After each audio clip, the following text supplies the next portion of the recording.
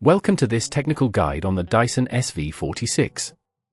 We are Kelatos Informatica, specialists in technical repair. We collect your device from your doorstep, carry out a free diagnosis, and send you a quote before any repair.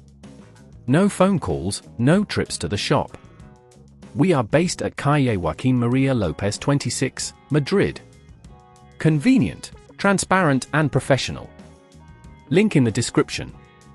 If your Dyson SV46 is making a strange noise while cleaning, it's likely that the motor is failing. This noise can indicate an internal issue, such as worn bearings or debris obstructing the motor. If left unaddressed, it may lead to further damage, resulting in a complete breakdown of your vacuum cleaner. To get started on this repair, you will need a few tools, a Phillips screwdriver, a flathead screwdriver, some pliers, and a replacement motor specifically for the Dyson SV46. To begin, ensure that your Dyson is disconnected from the power source. Using your Phillips screwdriver, carefully remove the screws from the base of the vacuum. Make sure to keep these screws in a safe place as you will need them later.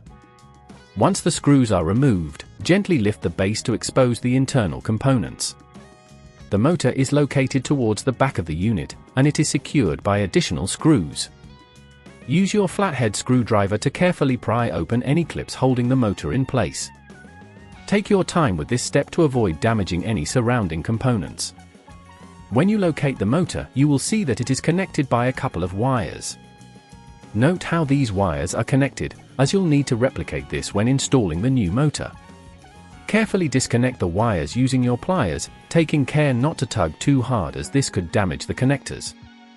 Once the motor is free, take your new motor and position it in place. Reconnect the wires securely, ensuring they are attached in the same manner as before.